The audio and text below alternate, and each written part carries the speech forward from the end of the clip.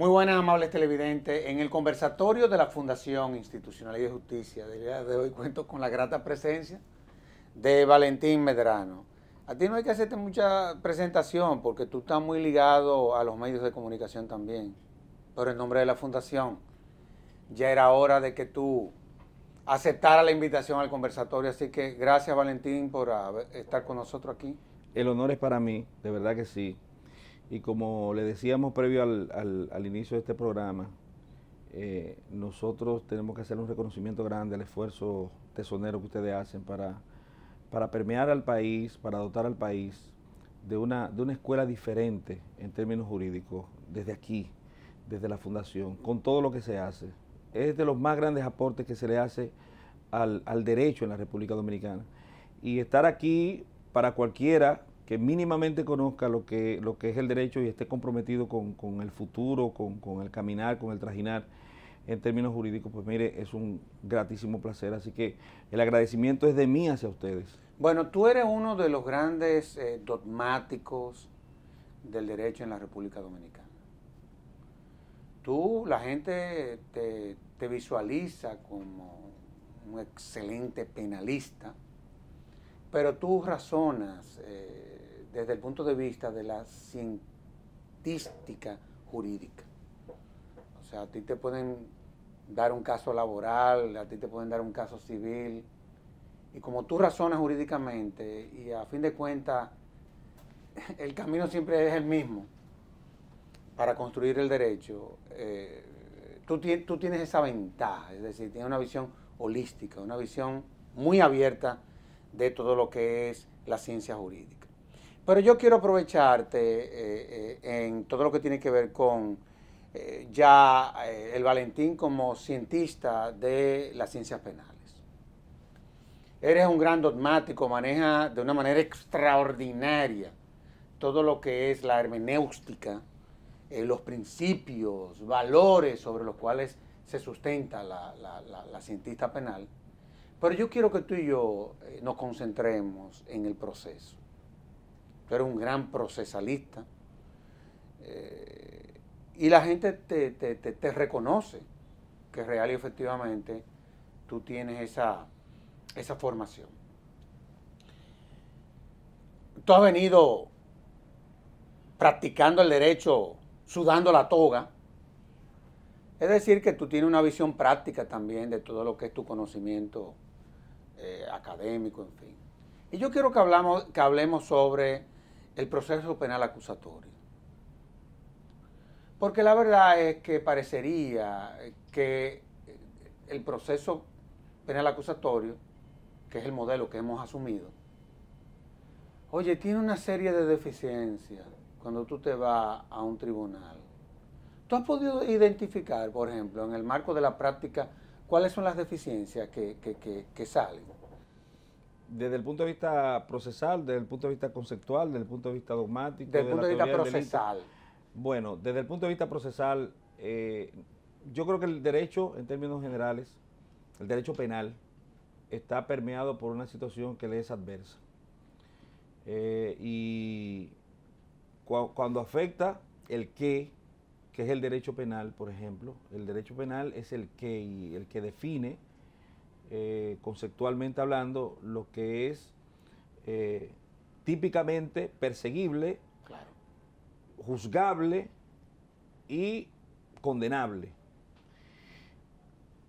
Y en ese qué, que se orienta a la procura del cómo para efectivizarse, que busca como herramienta al cómo, que es el procesal penal, entonces, cómo se realiza, cómo se efectiviza, cómo se concreta el qué anterior, ese derecho penal.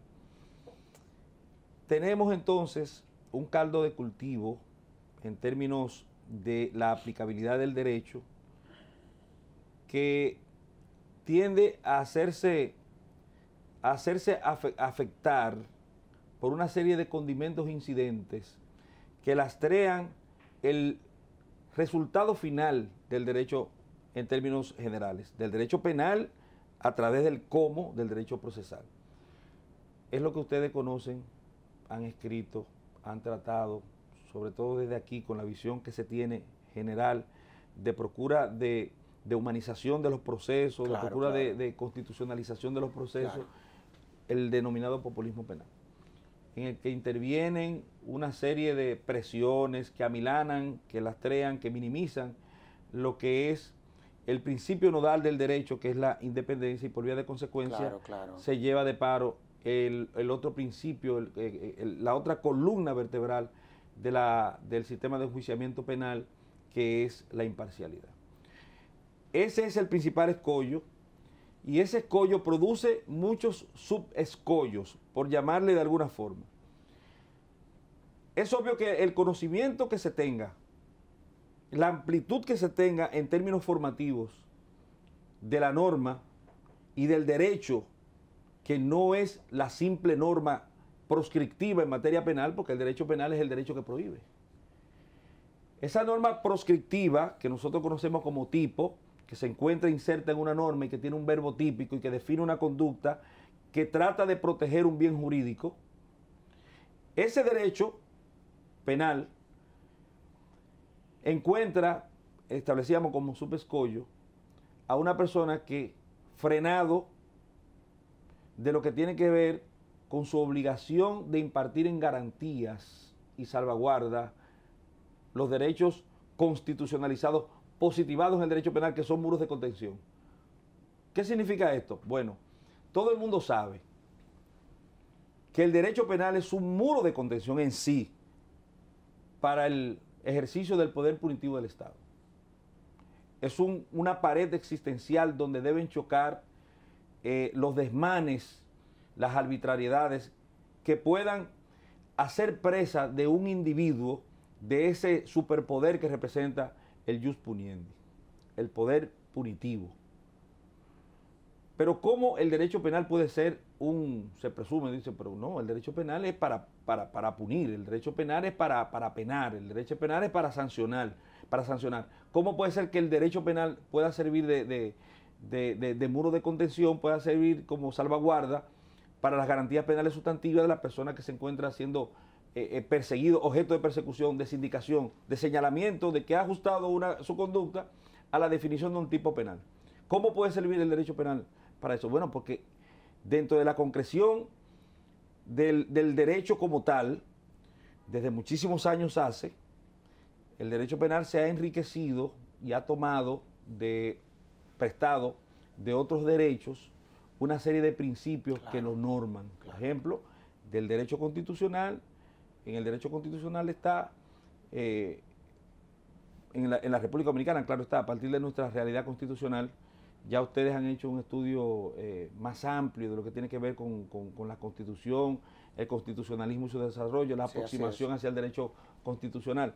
Pero ese derecho constitucional dominicano, por ejemplo, encuentra como límites y garantías penales sustantivas, por eso dice garantías penales sustantivas, porque son garantías del derecho penal que se toman del derecho fundamental, del derecho sustantivo, del derecho constitucional, como el principio de legalidad, por ejemplo, que establece que no puede haber pena si no hay un delito de forma positiva contenido en una norma proscriptivamente hablando. Claro, claro. Quiere decir esto que si no existe en la norma una definición del tipo penal, aunque nos parezca, y ahí viene la parte del cómo, nos parece que aquí ha habido una violación penal.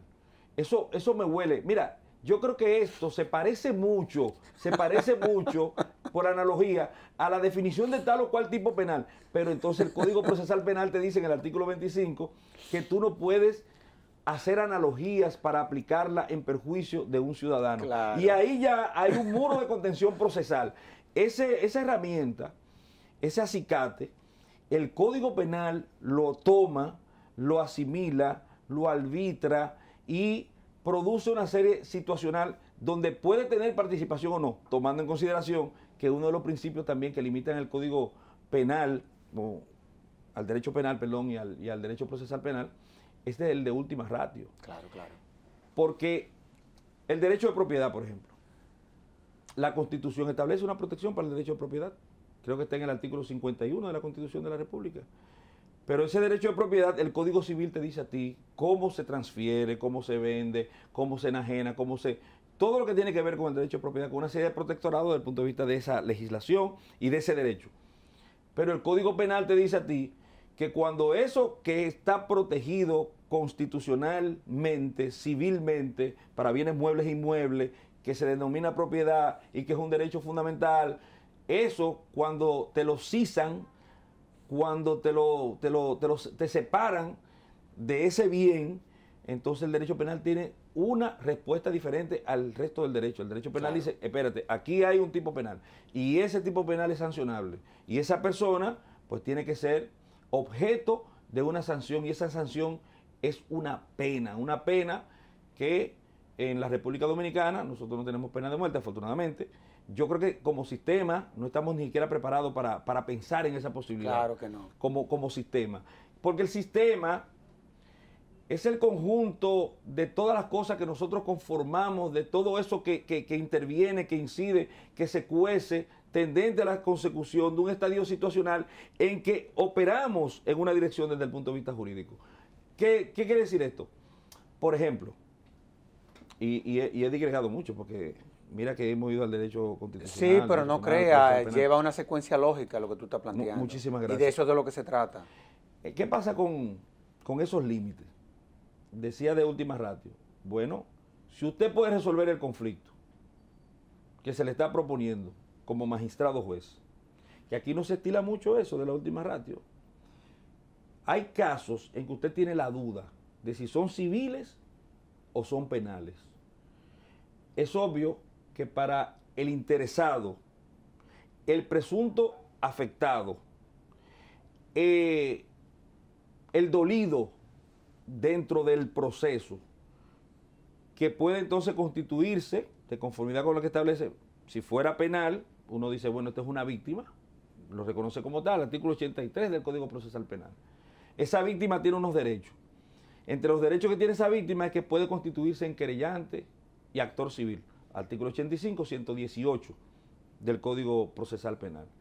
Pero esa víctima, después de participar en esas condiciones y conseguir una categoría superior en términos procesales, tiene la potestad para acusar de forma paralela o separada respecto del Ministerio Público, que es el órgano acusador creado por la Constitución de la República como órgano, un órgano constitucionalizado que tiene principios que lo norman en el artículo 170 de la Constitución de la República, uno de los cuales no es de mucho uso, como el artículo 260 del Código Procesal Penal, que es el principio de objetividad que obliga a recoger pruebas a cargo y a descargo. Pero ¿qué pasa?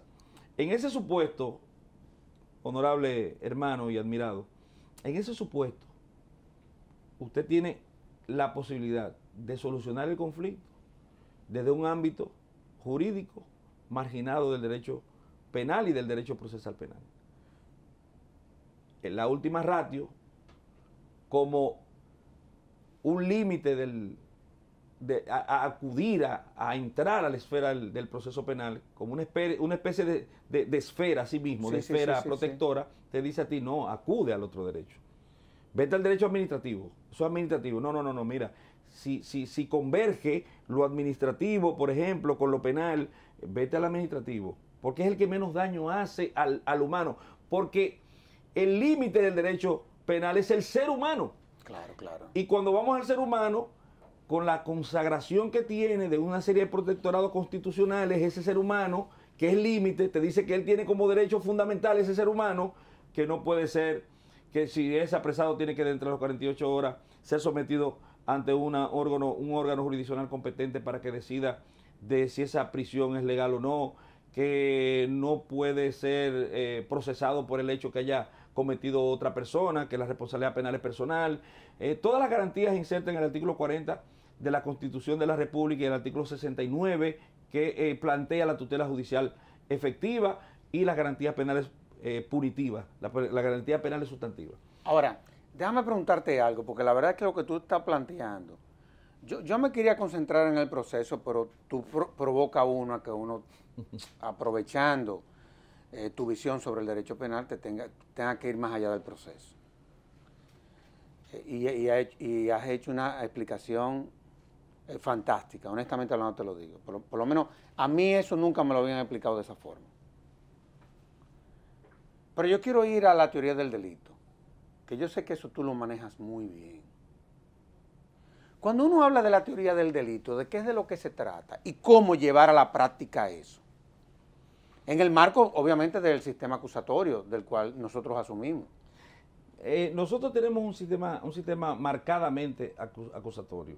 Cuando tú dices marcadamente, ¿por qué tú utilizas ese concepto? Porque no tenemos un sistema acusatorio puro, como por ejemplo pasa con los Estados Unidos. Aunque aún nosotros Sí, es tenemos verdad, en el artículo 3 2 del Código Procesal Penal, claro, la participación de la ciudadanía en los eventos procesales participa más como informado. Dentro de ese derecho a informar que establece el artículo 49 de la Constitución de la República, la ciudadanía participa siendo informado dentro de los límites que establece la norma. Por ejemplo, el Código Procesal Penal te establece un límite para la etapa preparatoria. Establecer que tenemos 5 etapas en el Código Procesal Penal. No me la menciones porque quiero que la detallemos paso por paso, sí. No por el caso que se está conociendo, pero sí para que la gente entienda de qué es de lo que se trata cuando comienzan a visualizar la publicidad de un proceso penal, que muchas veces la gente no entiende que el juez que conoce de la medida de coerción, esa es una etapa, el que conoce de la audiencia preliminar, esa es otra etapa. Yo quiero que eso tú me lo expliques y me lo deslinde como tú lo haces de manera magistral. Sí, decir entonces que todas esas procuras en términos conceptuales que se hace dentro de la teoría, de los conceptos normativos tendentes a la definición de lo que es una conducta típica, de lo que nosotros conocemos como delito, y la caución, que posiblemente la pena, la punición que conlleva ese delito, y la forma, entonces eso es teoría del delito.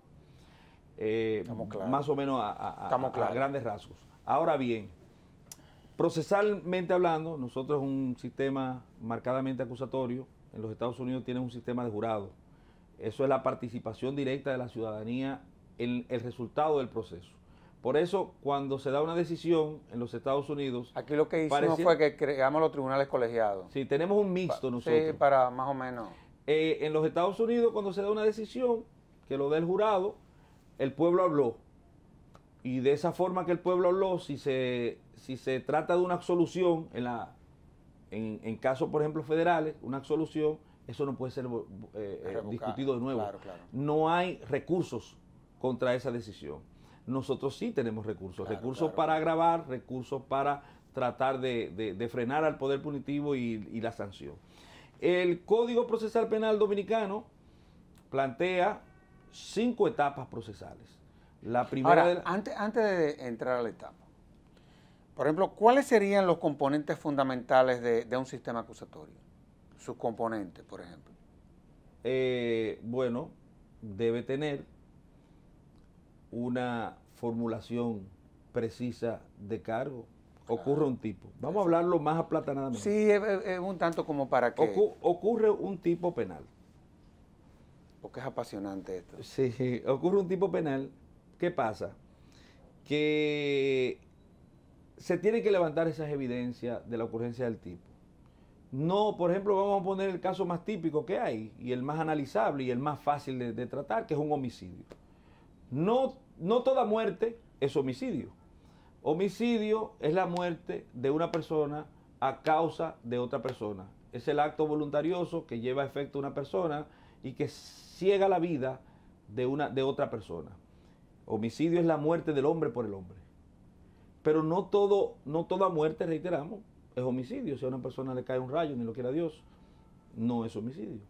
Si una persona sufre un accidente, no es homicidio, aunque sí es imputable, claro, por el hecho de que hay una ley de tránsito que establece una serie de tipos culposos y de faltas que pueden ser imputables en materia de tránsito.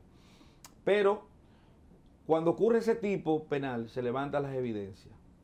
Esas evidencias deben apuntar a una persona que se presuma, una o varias personas, que se presuma que es la persona que ajustó su conducta a esa norma proscriptiva. Una norma proscriptiva es una norma que se encuentra en un código, en una ley penal y que prohíbe una conducta. En este caso, el artículo 295 del Código Penal de la República Dominicana define que el que voluntariamente mata a otro se hace reo de homicidio.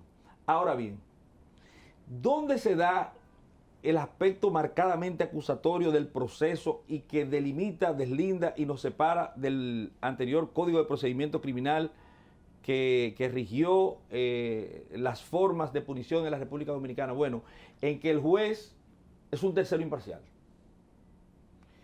El juez no investiga. Separación de funciones. Artículo 22 del Código Procesal Penal. ¿Quién investiga? Un cuerpo denominado Ministerio Público. Ese cuerpo, ese órgano constitucional, levanta todas las evidencias, los indicios, los elementos que han de constituirse en pruebas para llevar toda esa carga probatoria a un tribunal y tratar de ponerla en la balanza, en el fiel de la justicia, tendente a que sean suficientes para destruir un elemento límite también del sistema penal o del código penal o del derecho penal, que es la presunción constitucional de inocencia. Entonces, el derecho marcadamente acusatorio se basa en el hecho de que el justiciable no tiene que hacer absolutamente nada para probar su inocencia, sino que el Estado tiene que hacer todo para que esa inocencia de la que él está revestido como Estado, que la Constitución le pone como garantía, como una especie de cristal, de muralla impenetrable, que quiere decir, a usted nadie puede molestarlo sino por el hecho que usted haya acometido. Y ese hecho, si se encuentra sancionado de forma prohibitiva, o se encuentra como tipo en una norma y conlleva sanciones, pues entonces el Estado tiene que probar que realmente usted ha ajustado su conducta a esa norma proscriptiva y que por vía de consecuencia, tomando en consideración todas las garantías penales, y ahí viene la teoría del delito que plantea la posibilidad entonces de que usted sea sujeto de condena cuando todos los escollos penales sustantivos, o sea, los escollos fundamentales de derechos constitucionales, los principios de derecho penal, todos los principios que norman como muro de contención la posibilidad de que usted se entremezcle con la sociedad, participe de la sociedad de forma libérrima. Cuando se vencen todos esos escollos, entonces sí, usted es penalmente responsable por la determinación de una sentencia firme. Ahora, déjame, tú metiste aquí un ingrediente que me gustaría, sobre la base de lo que son sus atribuciones, hacerte una pregunta. Por ejemplo, el acusador, digamos el Ministerio Público,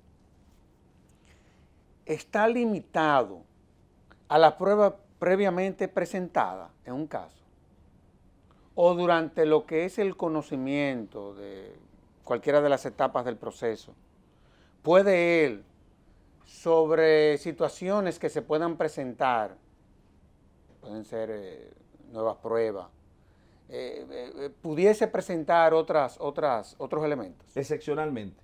Ahí es que voy. El Código Procesal Penal establece en el artículo 330 la posibilidad de presentación de prueba nueva cuando circunstancias en el desarrollo de la audiencia indiquen la existencia de esa prueba que puede servir para fundamentar la decisión, que puede ser una prueba protagónica para el resultado final del proceso, pero que no se tenía conocimiento con antelación. Pero eso no solamente es con el acusador. Sí, o sea, también con la defensa, con la misma, justiciable, claro, el imputado puede claro. hacer valer la posibilidad de una prueba nueva. Eso dentro de la menéutica del sistema de enjuiciamiento penal en la República Dominicana, del proceso penal, es muy excepcional. Ya. Porque deben darse circunstancias específicas.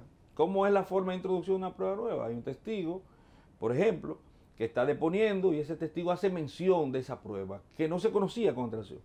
Entonces, en las técnicas de litigación, bien sea el ofertante del testigo, que por lo regular es el que se beneficia de tal condición, porque es obvio que antes de alguna forma, al menos se huele, vamos a decirlo así, el proponente del testigo, la posibilidad de que sobre la base de ese testimonio pueda surgir la posibilidad de mención y por vía de consecuencia de insertación al proceso de ese elemento probatorio novedoso. Entonces, ante una pregunta dirigida desde el punto de vista de la técnica de litigación, la persona hace mención y ahí dice, pero escúcheme, magistrado, él acaba de hacer mención de una prueba que nosotros no teníamos conocimiento y consideramos que es relevante a los fines de la solución conflictual de que se trata, y por vía de consecuencia, invocando el artículo 330 del Código Procesal Penal y el 170 del mismo código que habla de la libertad probatoria, dice, bueno, pues nosotros queremos que esa prueba sea incorporada al proceso. Qué bien. Si no produce un retardo en el proceso, pues debe ser incorporable. Qué bien. Vamos a hacer una pausa. ¿De acuerdo? Y de inmediato volvemos con este magnífico programa.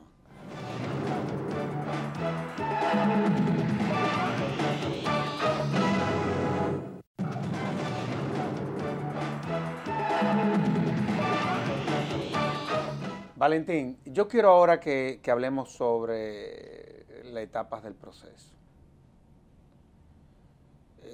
Y sobre todo, que se conocen cada una de ellas. Y también, o en cuáles de las etapas, las decisiones del juez son susceptibles de cualquier recurso, en fin. Vamos a ver, ¿de qué es de lo que se trata? Sí, yo la voy a mencionar y vuelvo para atrás. Claro, para que la desarrollemos. Sí, son 5 etapas. Hay una etapa que es la primera, preparatoria o investigativa. Preparatoria, investigativa, le puede llamar de forma indistinta, es la primera etapa. La intermedia o preliminar es la segunda etapa. El juicio, o le dicen fondo en algunas ocasiones, es donde se conoce ya la punición que conlleva condena o la imputación. La etapa recursiva, que tiene que ver con los recursos que se impetran. Y por último, la etapa de ejecución de la pena. Esas son las 5 etapas. Ok, que yo quiero que hablemos sobre la recursiva, porque tú sabes que la legislación nuestra procesal penal generó un debate en cuanto al alcance de la apelación en materia penal, o sea, las limitaciones que se tienen, en fin. Pero vamos a comenzar con la primera etapa.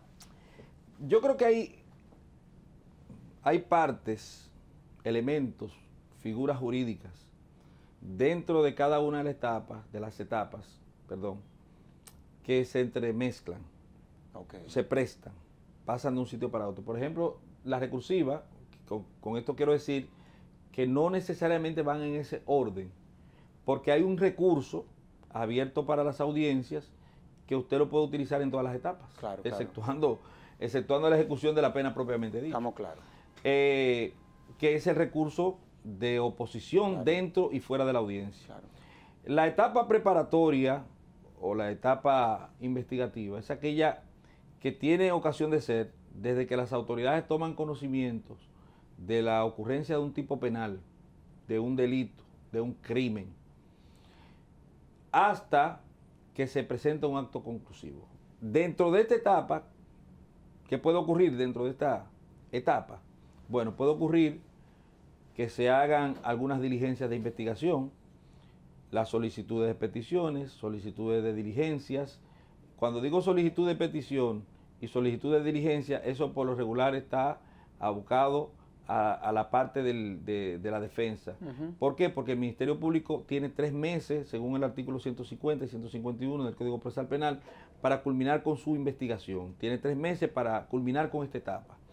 La primera, lo que más se conoce, digamos el clímax de esta etapa, es lo que se denomina audiencia de medida de coerción, donde se le solicita al juez que le imponga una medida a una persona que se presume comisor de unos hechos que están contrariados en la ley penal, que están proscritos en la ley penal, prohibidos en la ley penal. Entonces, esa medida de coerción que se le pide al juez que se imponga, que es, por así decirlo, el clímax de esta etapa, está sujeta a recurso. al recurso de apelación, por ejemplo. Pero dentro del desarrollo de la misma audiencia se puede invocar el recurso de oposición por cualquiera de las situaciones que se presentan. Es como invade la etapa recursiva a esta primera etapa del proceso. ¿Qué más hay? Bueno, el Ministerio Público completa su investigación, es el encargado de la investigación, y al final entonces, el límite es el artículo 293 del Código Procesal Penal, que le dice, hasta aquí usted llegó, usted tiene una de muchas opciones, todas se llaman actos conclusivos, presente su acto conclusivo. ¿Qué va a hacer? ¿Va a archivar? ¿Va a ir a una de las soluciones que el Código Procesal Penal de forma alternativa plantea? ¿O va a presentar una acusación? Si va a presentar una acusación, entonces se inaugura la próxima etapa. Entonces, aguantémoslo ahí. Evidentemente de que cada una de las etapas, por su naturaleza también, tienen algunas limitaciones. Muchas veces vemos, por ejemplo, en esa parte preparatoria, cuando ya el Ministerio Público decide, por ejemplo, solicitar una medida de coerción, vemos muchas veces que se conocen en esas audiencias aspectos que están íntimamente vinculados con el fondo de lo que sería eventualmente la acusación que se presentaría en otra etapa. ¿Qué pasa cuando pasan ese tipo de cosas? ¿O con qué se cuenta el quien entienda que eso lo perjudica en esa etapa? ¿Con qué recursos se cuentan? Bueno. ¿O en la práctica ya eso fue lo que el viento se llevó? No, el árbitro es el juez. El juez está como tercero imparcial para evitar, incluso hay una ordenanza en el artículo 300 del Código Procesal Penal que dice que para la audiencia preliminar, y el artículo 238 del Código Procesal Penal más o menos lo recoge, en el sentido de que hay que evitar que asuntos propios del juicio se ventilen con antelación. Y es una ordenanza que se le da al juez, y el juez, como árbitro de la audiencia, como dice, tiene la policía de la audiencia, tiene que velar porque no se conozcan, porque no se diluciden, porque no se exhiban cuestiones que son propias del juicio en ninguna de las etapas previas. Pero recuérdese que el Código Procesal Penal plantea en el artículo 227 que hay un trípode de exigencias para la imposición de una medida de coerción. Está el hecho de que haya ocurrido el tipo penal, que la persona que esté siendo sometida a la medida de coerción sea con probabilidad autor o cómplice y que ésta acarree una pena privativa de libertad. En ese trípode, para vencer, porque en todas las etapas hay que vencer hasta cierto punto la presunción de inocencia del justiciable, incluso la presunción procesal de inocencia del justiciable, porque la medida de coerción privativa de libertad es una forma de vencer procesalmente la inocencia del justiciable, porque si fuera procesalmente reconocible, atendible, exhibible o exaltable, esa presunción de inocencia lo dejan en libertad. Claro. En absoluta libertad. Entonces, para vencerla, necesita aportar lo que se conoce como cintila probatoria, o sea, elementos de prueba, vestigios de la ocurrencia del tipo y de la participación del autor. Estamos claros. Pasamos entonces a la audiencia preliminar. Vamos a la segunda etapa. Que es la etapa intermedia. En esta ya hay una acusación. Esa acusación se hace con una formulación precisa de cargo, contiene una proposición fáctica. Esto no es más que la definición que se hace, el relato que se hace de circunstanciado de los acontecimientos que llevaron a efecto la ocurrencia del tipo penal, la ocurrencia del delito, del crimen, y de por qué y cómo lo llevó a efecto esa persona. Es un relato de cómo ocurrieron los hechos.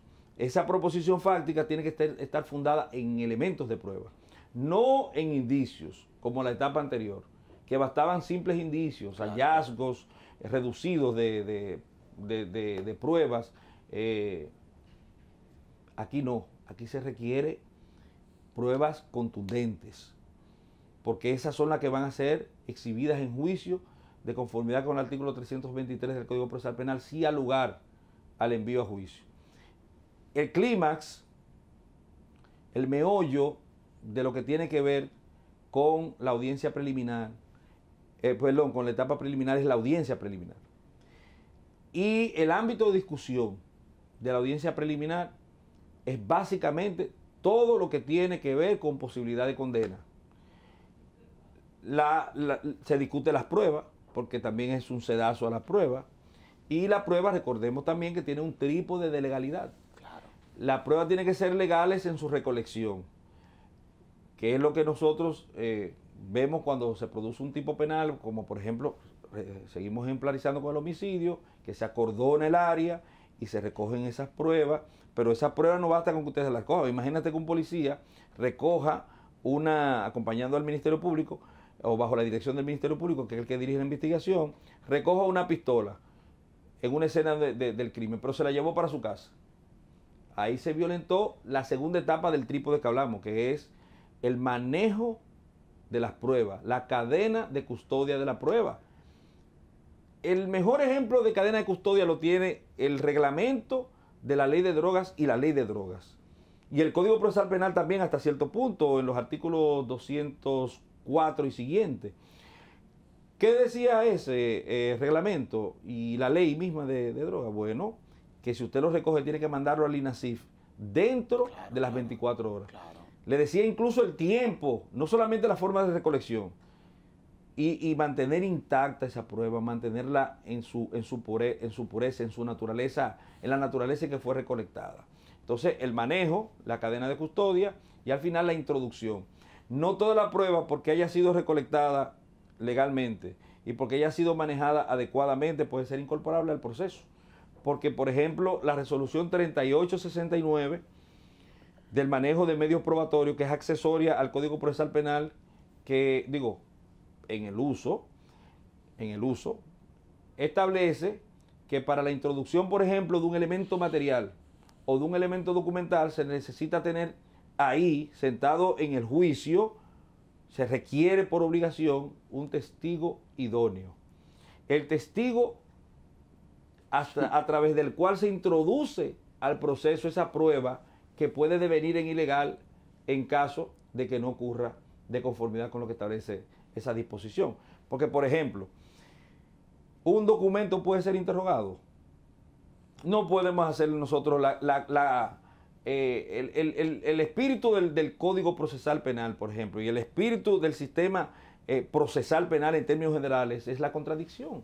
Claro. El meollo del asunto, Claro. el gran principio es el de contradicción. ¿Y en qué consiste la contradicción? Que yo puedo controvertir lo que tú me estás diciendo ahí. Por eso yo puedo contrainterrogar a la persona que tú propones como testigo. ¿Para qué? Para tratar de buscar la verdad y los defectos, los fallos que puedan haber, incluso la no verdad, como un desvalor propio del proceso y que conlleva entonces responsabilidades, porque la persona que vaya a mentir a un proceso conlleva la punición del perjurio, el procesamiento del perjurio. Entonces, en esta audiencia, si hay probabilidad de condena, se envía a juicio por un auto de envío a juicio. Así se llama esa resolución que emana del juez de la instrucción preliminar. Vamos a parar hoy. ¿Puede el juez que conoció la primera etapa conocer también la segunda? En ordinario no, pero en especial sí. En especial sí. En ordinario no, porque el artículo 78 del Código Procesal Penal establece... C, creo que es, ¿verdad? Sí, establece que haber participado con antelación en una etapa del proceso en cualquier condición lo veda de la posibilidad de conocer de forma ordinaria otra etapa del proceso, cualquiera que sea. Ya usted participó en la medida de coerción, por ejemplo, usted no puede volver a participar en ese proceso de ninguna manera. Ahora bien, en el especial, en el procedimiento especial que instituye el Código, en el artículo 379, se establece que todo lo relativo al juez de la instrucción será cumplido por el juez de la instrucción especial designado. Ya. Y este no podrá ser parte del juicio de fondo en caso de que haya un envío a este. Estamos claros. Vamos a la tercera parte, la tercera etapa entonces. La etapa de juicio. En la etapa de juicio ya se determinó qué lugar y ahí está todo el mundo. Vamos a ver. Ahí vienen todos los condimentos del juicio penal acusatorio, marcadamente acusatorio, con jueces profesionales, a diferencia de Estados Unidos que tienen sus jueces ciudadano. Ahí el Ministerio Público tiene que presentar su acusación, leerle la acusación al justiciable, quien le escucha tranquilamente y el juez está en el deber y la obligación de preguntarle si entendió de lo que se le acusa. ¿Usted entiende lo que se le está acusando? ¿Usted entendió lo que leyó el Ministerio Público? Pues mire, lo están acusando de esto. Si usted no lo entendió, el juez le va a explicar, mire, usted lo están acusando porque pasó tal cosa, y se lo pone en dominicano. Claro. Se lo pone un español entendible.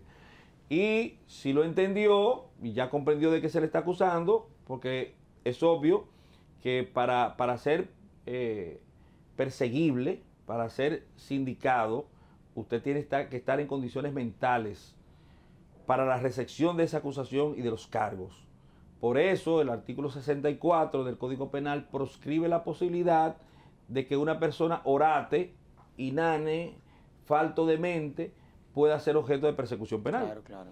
Es una excepción, un eximente de responsabilidad penal, que claro, tendrán que discutirse de cuándo se produce. El artículo 374 del Código Procesal Penal establece también el procedimiento especial para inimputables, personas en condiciones mentales que no pueden recibir un proceso penal, no lo entienden, no lo comprenden, y la persona que esté ahí sentada, indefectiblemente de su grado educativo, tiene que entender mínimamente de qué se trata, cuál es la participación de él frente al Estado, porque en el proceso penal confluye el Estado de diferentes formas, todo el Estado. Primero los legisladores que te hacen la ley, después los jueces que la aplican y el Ejecutivo que funciona a través del Ministerio Público. Es los tres poderes del Estado contra un solo ciudadano. Por eso es que se habla de que el imputado es la parte débil del proceso y el protagonista del mismo. Entonces en ese juicio... Pero es verdad que la parte débil del proceso. Claro. En ese juicio... después que le presentan la acusación, esta tiene que ser fundada en prueba. No basta con leer una acusación. Vengo, te leo la acusación y la acusación dice que tú cometiste un homicidio. ¿Y qué pasa ahora? Si no, yo tengo que traer como carga de la acusación, que son los cargos, esa carga probatoria. Ahí debo sentar a una persona que tiene que señalar y decir si fue él. ¿Y qué fue lo que hizo? Hizo esto. Y esto está prohibido por la norma, ya eso no lo tiene que saber el testigo, pero sí la persona que acusa. Y probar entonces el relato fáctico. Probar el relato fáctico con pruebas. A ese relato fáctico, esa persona ha tenido la oportunidad, que debí decirlo anteriormente, de conformidad con lo que establece el artículo 298, 299 más específicamente, de contrarrestar o proponer pruebas en contrarrestación de las propuestas por el Ministerio Público de conformidad con el artículo 299, numeral 7. Y es posible entonces que esa persona, para ejercer el principio de contradictoriedad, le tenga un testigo en contra de ese testigo. Un testigo que diga lo contrario a lo que dijo ese testigo. Para que refute, exactamente. Claro, a refutar. Hay una frase en latín, tetis unum, tetis nullum, porque la carga probatoria tiene que ser superior a la versión que pueda dar el imputado. Tú llevas un testigo contra el imputado y el imputado es una persona, son dos seres humanos. Un solo testigo para tratar de revertir y de eliminar la versión que da el imputado.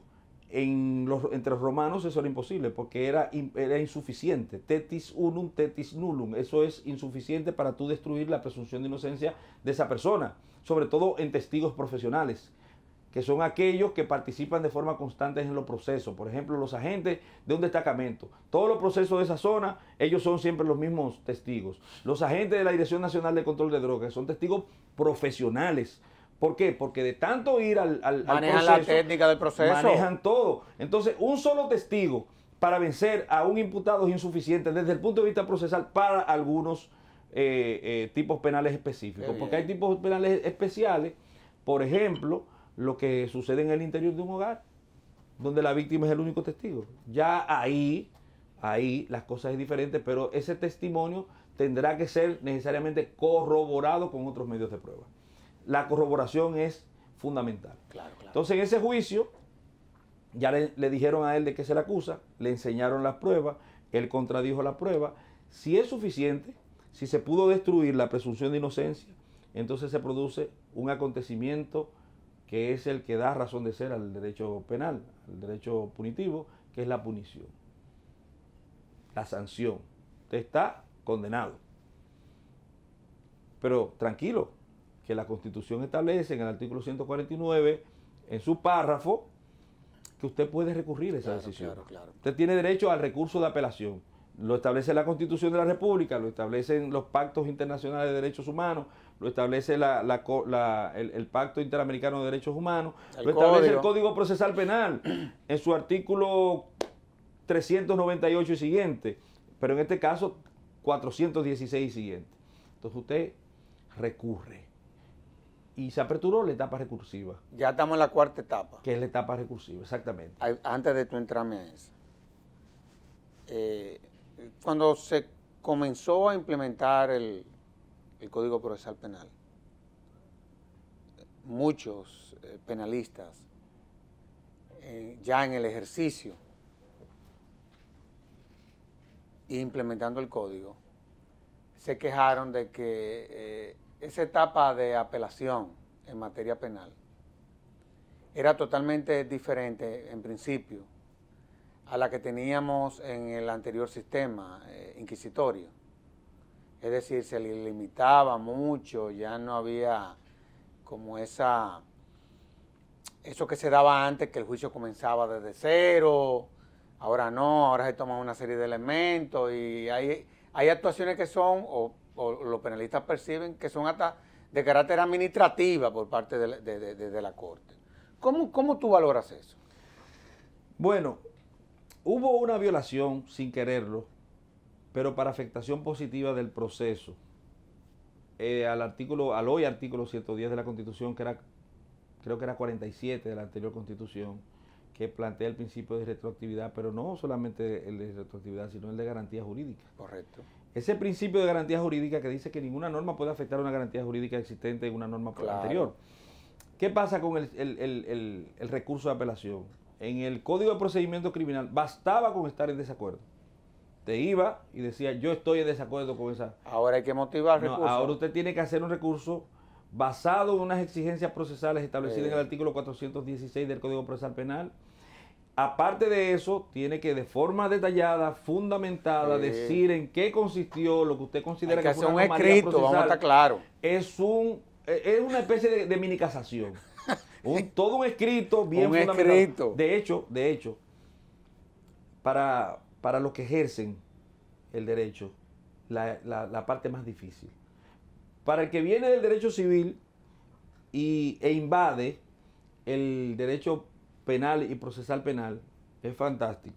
Un recurso, usted se sentó ahí a analizar y lo hizo. Pero para el formado como penalista, donde tenemos un derecho que es eminentemente oral, los principios rectores del Código Procesal Penal hacen que sea la inventiva incluso. Bueno, la escribe un tratado muchas veces, eso es una locura. Pero entonces, no, y a veces los plazos no te dan, eso es una locura. Son plazos muy raudos, muy cortos. Yo de verdad, yo a veces, no es que, yo entiendo lo que tú planteas, pero la verdad es que se la ponen en China. Sí, pero si nos vamos a la ley 107, y de los procedimientos administrativos. A la guión 13. Sí, y a la ley 113-11, que es la orgánica del Tribunal Constitucional, tú tienes 5 días para un recurso de revisión, para una acción constitucional de revisión, 5 días nada más. O sea que el asunto de los plazos, que yo creo que los jueces deben ser un poco flexibles con respecto a los plazos. ¿Son apenas de nulidad los plazos? Sí, lamentablemente. Lamentablemente son apenas de nulidad. Si usted no invocó dentro del tiempo por la forma, usted quedó fuera del proceso. Pero estamos en la etapa recursiva, usted tiene unas exigencias procesales, tiene que ver con la fundamentación de la decisión, o sea, si no hubo una motivación adecuada, si hubo una violación a la ley, porque puede haber violaciones a la ley en la Administración de Justicia Penal, o si se basó en una ley de forma incorrecta. Porque usted se basa en la ley, dice que la ley dice una cosa cuando la ley no dice otra. La tergiversación, por ejemplo, lo que tiene que ver con el contenido de las declarativas que se han dado en el plenario. la mala interpretación de las cosas que se han dado ahí. O sea, hay una serie Valentín, yo recuerdo cuando el derecho francés era prácticamente la única fuente del derecho aquí en la República Dominicana. Gracias a Dios que no es así. Yo recuerdo con muchos de los jueces, lo digo porque fueron etapas que se superaron. No sabían derecho francés, entonces abogados le sometían como parte de lo que eran los argumentos que sustentaban su medio de defensa, doctrina francesa que ellos traducían al español, que cuando tú leías el texto en francés, oye, era todo lo contrario lo que decía el texto en francés que la traducción que hacía el abogado en español. De ahí la necesidad de que cada día más, y hay que reconocerlo, porque usted puede estar en diferencia con los fallos de los jueces. Y a veces hasta entiende y justifica y dice... Pero los niveles de información ahora son mucho mejores. Eso quiero decir, a pesar de que usted se rasgue las vestiduras y se sienta dolido por el resultado, pero usted tiene que saber que son jueces bien preparados. Muy bien preparados. Es muy difícil que usted le pase un ladrillo por debajo de la mesa. Eso es poco probable. Muy poco probable. Ahora, el tiempo se acabó y yo quiero, aunque sea en un minuto, que tú me hables de la última etapa. El de la ejecución de la pena. En esta, el clímax de ella sería a la mitad de la pena, transcurrido el espacio entre el día de la ocurrencia del hecho, claro, el día de la hora de la medida de coerción que se empieza a contar, desde que la persona está detenida, desde que la persona está presa, hasta que condenado ya llegó a la mitad de la pena. Ahí viene la posibilidad de una audiencia ante el juez de la ejecución de la pena para solicitar su libertad condicional. En el nuevo modelo penitenciario, y con él vino una figura jurídica a la República Dominicana que tiene que ver con el denominado medio libre, donde las personas que están sometidas a procesos penales, antes incluso de la mitad de la pena, puedan adquirir la libertad como una forma de resocialización y de reinserción. Sí. Sí. Vamos a decir que en la práctica, a mí me luce que ese invento ha dado buenos resultados. Yo entiendo que sí. Y además, en una sociedad mundial, me refiero a la globalización en términos generales, donde a excepción de Estados Unidos y de países como Venezuela, la tendencia es a disminuir las puniciones, el ejercicio privativo de la ejecución de la pena. Porque la verdad es que en el caso de los Estados Unidos, bueno, es el país que más interno por cada 100.000 habitantes tienen los recintos penitenciarios en el mundo. Y la verdad es que las cárceles son... Uno que ha tenido la oportunidad de visitar ese país y de observar cómo funciona el sistema, oye, hay recintos penitenciarios en donde inclusive a los internos ni siquiera se les permite ver televisión. Eso es así. Y hay otros que solamente le permiten ver televisión en blanco y negro. Una verdadera locura. Pero en favor de ellos, sí, así es. Digamos lo siguiente, si me permite. Los Estados Unidos tienen el mejor sistema de enjuiciamiento. Sí, es el mejor. Y además el más garantista también. Y se basa en algo sencillo. Y el más garantista. En acuerdo, plea bargaining. Y el más, se basa en el plea. Mire, usted delinquió, usted conlleva pena de esto, yo le ofrezco esto. ¿Usted lo acepta? Sí, de acuerdo. Y ya se acabó con un acuerdo, economía y celeridad procesal. Tú vas a tener que volver aquí. Con mil amores. Te voy a decir por qué. Porque yo había preparado un programa en donde, pensando en lo que íbamos a hacer tú y yo en el conversatorio, eran unas 16 preguntas. Solamente te hice 3. Entonces vamos a ver si más adelante tú puedes venir. Porque la verdad es que tú has dado una cátedra en este programa. O sea, una cátedra de derecho. Yo creo que este programa puede ser utilizado perfectamente para ser pasado en cualquier aula de cualquiera de las escuelas de derecho de nuestras universidades. O sea, una cátedra lo que tú has dado. Tú quizás no te observas, pero uno que te ha venido escuchando, la verdad es que tuviste magistral. y en nombre de la Fundación yo te lo agradezco. Gracias a la Fundación, gracias a usted, hermano querido. Bueno, tú sí es verdad que te sabes tu tema. Y a ustedes, amables televidentes, les decimos hasta la próxima, en donde estaremos en un nuevo conversatorio de la Fundación Institucionalidad y Justicia. Hasta entonces.